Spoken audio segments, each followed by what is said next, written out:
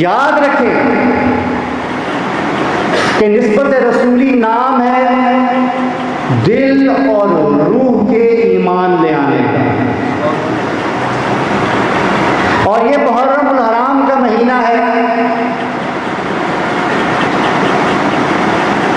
آپ نے دیکھا زیادہ سلام بڑھا گیا، جذباتی ہو کے دعائیں کی گئی، اور یہ مہینہ ہی ایسا ہوتا ہے جس میں انسان خاص طریقے سے اپنے جذبوں کا اظہار کرتا ہے۔ وہ کہ سارا سال یہی کیفیت رہنی چاہیے، لیکن چلے شکر ہے کہ کم از کم اس مہینے میں انسان کو یاد آ جاتی ہے۔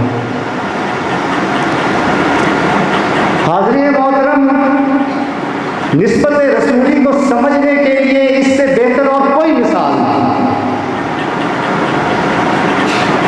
واقعہ کربلا اور کربلا کا میدان نسبت رسولی کو سمجھنے کے لیے سب سے اہم مثال ہے،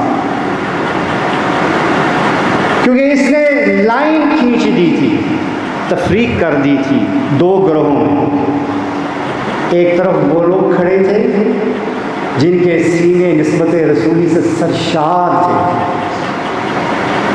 اور ایک طرف وہ لوگ تھے کہ جن کے سینے نسبت رسولی سے عاری تھے۔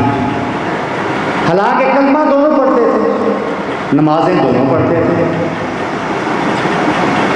روزہ، حج، زکوٰۃ یہ سب کچھ کرتے تھے، داڑیاں بھی رکھی ہوئی تھیں، جبے بھی پہنتے تھے، قرآن کریم کی تلاوت بے شمار کرتے تھے، حفاظ بھی بیچ میں ہوں گے، بہت سے ہوں گے، عرب تھے۔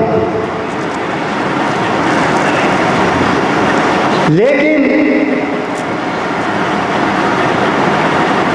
وہ کیا چیز تھی کہ جس نے ان لوگوں کو اس سب چیز ہونے کے باوجود اس صف میں کھڑا کر دیا کہ جو آقا کریم علیہ الصلوۃ والسلام کے اہل بیت پر مظالم ڈھانے والی تھی؟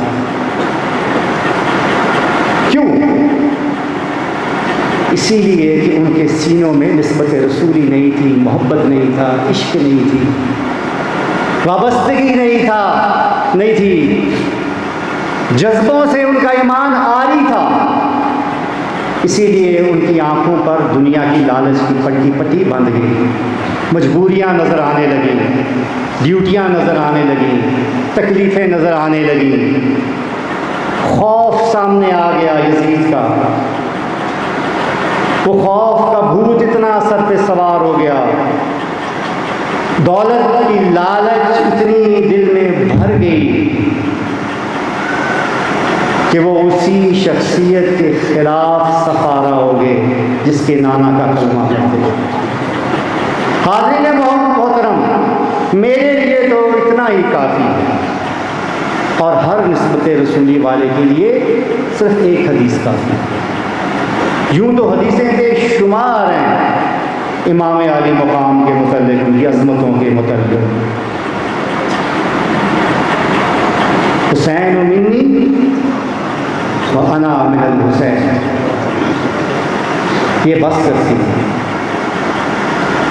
اہل محبت کے لیے، اہل عشق کے لیے، اہل نسبت کے لیے، اور نسبت رسولی کے مجاہدوں کے لیے، اس خاندان نسبت رسولی کے لیے، اور ہر مسلمان کے لیے یہ ایک حدیث ہی کافی ہے۔